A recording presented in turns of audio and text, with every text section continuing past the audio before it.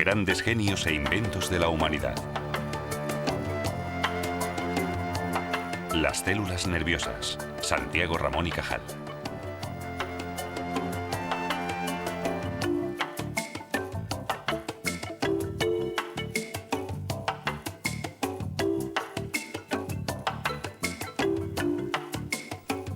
El cerebro, el órgano de control central. Para Aristóteles tenía meramente una función subordinada, como órgano de enfriamiento del corazón, que en su opinión era el órgano principal de las personas. Galeno, en cambio, agrupaba el cerebro, la médula espinal y los nervios periféricos en un mismo sistema, el sistema nervioso. Durante su formación fue médico de gladiadores durante 4 años. Eso le ofreció las suficientes oportunidades para estudiar las lesiones de los nervios y del cerebro.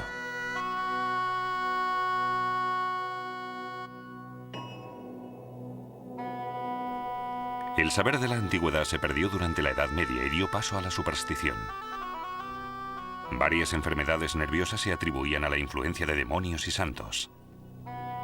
Se intentaba así curar la epilepsia o la corea con la ayuda de exorcismos, procesiones o peregrinaciones. También debía ayudarse al infestado extirpando quirúrgicamente de la cabeza la causa de la locura. En el Renacimiento, el cuerpo se convirtió en un objeto de estudio. Cada vez se hacía menos caso del tabú de la disección del cuerpo. El impulso que experimentó la anatomía benefició también la neurología.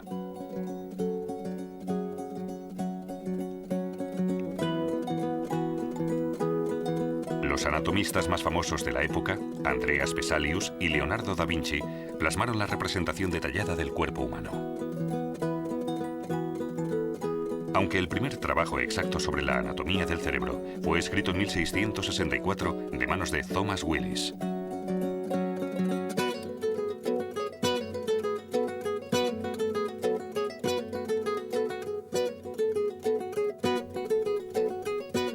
En 1667, Anthony van Leeuwenhoek estudió por primera vez bajo un microscopio el tejido nervioso. La fibra nerviosa se mostraba como un fardo de finos conductos. En 1730, Stephen Hales observó las contracciones de las piernas posteriores de las ranas cada vez que les punzaba la piel.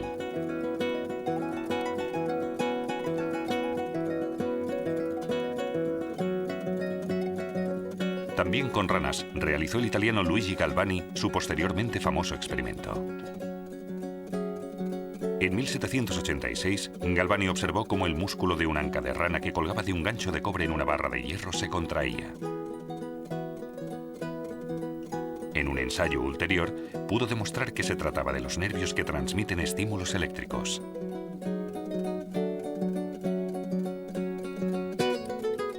Se popularizó el llamado concepto de la electricidad animal.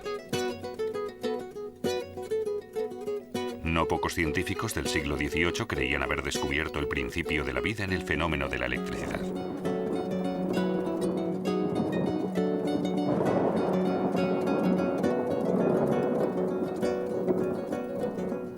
A principios del siglo XIX, las investigaciones sobre el cerebro también fueron en aumento.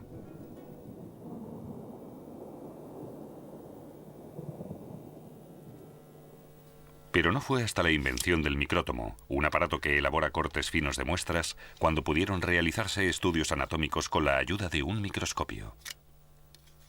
Con colorantes y métodos de desinfección de invención propia, se hicieron perceptibles los detalles de la masa cerebral. En 1832 se identificaron por primera vez las células nerviosas. Un año más tarde siguió la primera descripción precisa de la fibra nerviosa. Y pronto se vio que las células nerviosas y la fibra nerviosa no eran estructuras independientes entre sí, que la fibra nerviosa, por el contrario, es un apéndice de las células nerviosas. Pero para tener un conocimiento más profundo, no bastaban los métodos usados hasta entonces.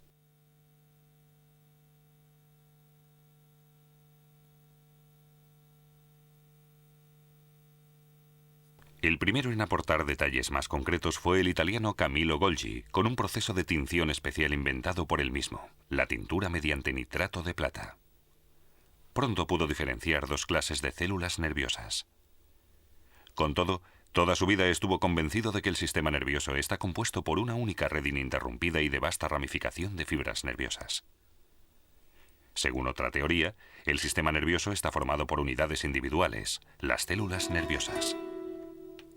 Fue el español Ramón y Cajal quien desarrolló firmemente la hipótesis de las células nerviosas y la defendió de sus detractores.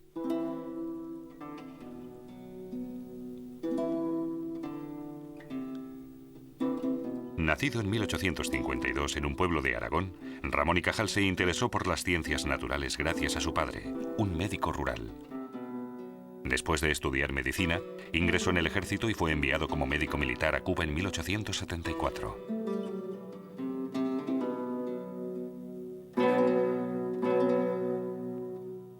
En Cuba había una guerra civil. Las tropas españolas debían reprimir la insurrección. Pero peor que el enemigo eran los estragos de las enfermedades. Ramón y Cajal no estuvo mucho tiempo en Cuba. Gravemente enfermo de disentería y malaria, regresó a España.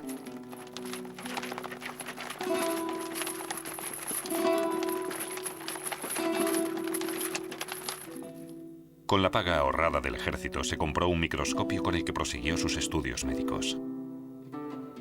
Uno de los primeros trabajos científicos estudiaba las terminaciones nerviosas en los músculos.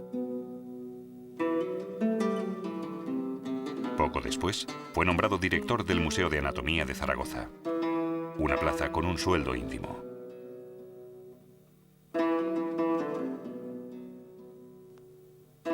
En Valencia y luego en Barcelona se consagró predominantemente a la estructura del sistema nervioso. Aún siendo la época de auge de la bacteriología y sin la posibilidad de hacerse un nombre tan rápido en ningún otro campo, Ramón y Cajal fue fiel a la histología. A decir verdad, era posible ver la estructura de la mayoría de tejidos con los métodos de tinción existentes. Además, tampoco era tan complicada de entender. Otra cosa muy distinta era el área de trabajo que le ocupaba, la anatomía del sistema nervioso.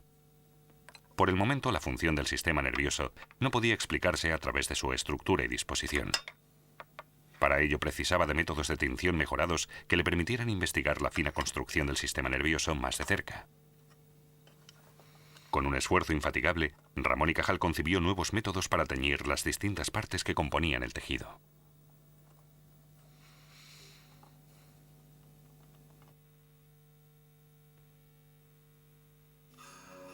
En 1892, Ramón y Cajal fue nombrado catedrático de Histología de la Universidad de Madrid. En Madrid, donde concluyó sus trabajos más importantes, permaneció hasta el final de sus días. Allí se consagró a la anatomía especializada del cerebro y la médula espinal. Ramón y Cajal perfeccionó los métodos de preparación de Golgi y así hizo posible un estudio más preciso de las neuronas. Las neuronas, formadas por un cuerpo celular, numerosas prolongaciones y generalmente por un apéndice alargado que, como se supo posteriormente, se encarga de la transmisión de los impulsos nerviosos.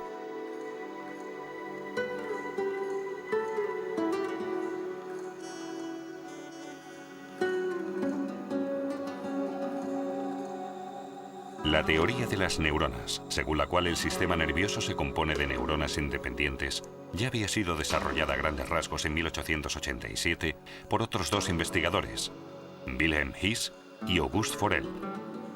Pero fue Ramón y Cajal el primero en desarrollar esta idea como teoría independiente y en defenderla continuamente con pruebas nuevas.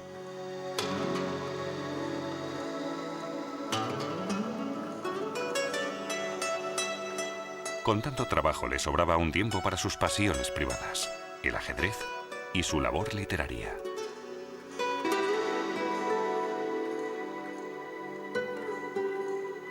En 1906 le fue concedido el Premio Nobel de Medicina, junto con Camillo Golgi, cuyos métodos de preparación habían hecho posible antes el descubrimiento de las neuronas. Con la teoría de las neuronas se sentaba la base para observar más a fondo el funcionamiento del cerebro. El fenómeno de la electricidad animal, probado en su día en una rana por Galvani, no pudo continuar estudiándose en un primer momento debido a la falta de instrumentos adecuados. Finalmente, a mediados del siglo XIX, se lograron demostrar las llamadas corrientes de reposo con galvanómetros sensibles. En 1843, Émile Dubois-Reymond dio a conocer los principios necesarios para entender la transmisión de estímulos eléctricos.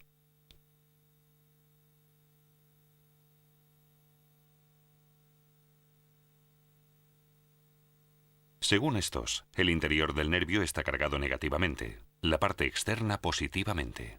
El impulso de excitación consiste en el desplazamiento breve de las cargas eléctricas.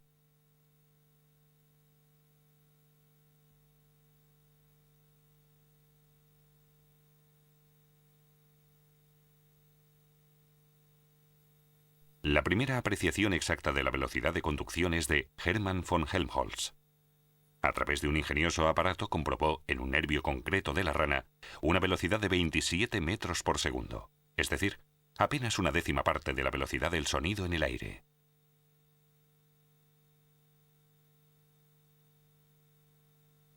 No obstante, la naturaleza exacta de los procedimientos no pudo estudiarse hasta más tarde con el osciloscopio.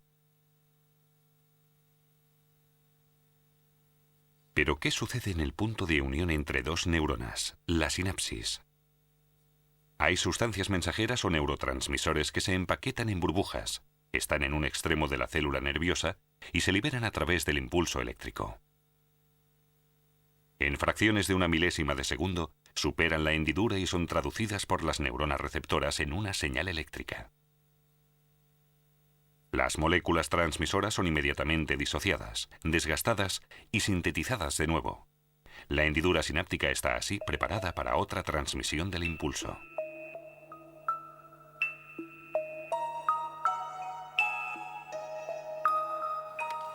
El primer neurotransmisor, la acetilcolina, fue descubierto a principios de los años 20 por el químico austríaco Otto Loewi.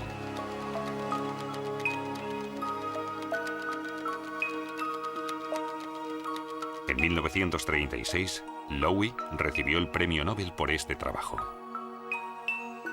El veneno que los indios en Sudamérica usaban en las flechas, el curare, inhibe el efecto de determinados neurotransmisores y con ello la transmisión de impulsos nerviosos. Sus efectos son la parálisis y la muerte por asfixia.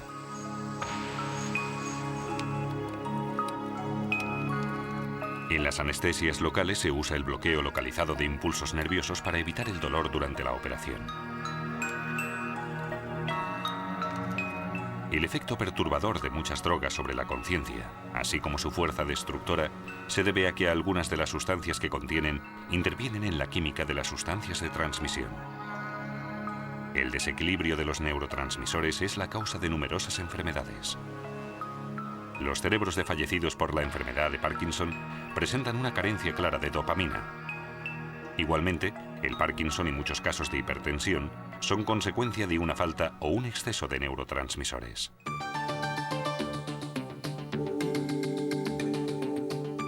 Si bien se saben muchas cosas sobre las neuronas, aún son objeto de investigación básica. Aún nos queda mucho por entender su complejo funcionamiento, su capacidad de rendimiento. Con sondas más finas que el cabello, se intenta desvelar el secreto de las células nerviosas. ¿Cómo procesan las señales? ¿Cómo se comunican entre ellas? Al menos hasta 100.000 millones de neuronas están interconectadas en el sistema nervioso humano. De ellas, la corteza cerebral contiene por lo bajo 30.000 neuronas que se conectan entre ellas con aproximadamente más de 1.000 billones de conexiones nerviosas.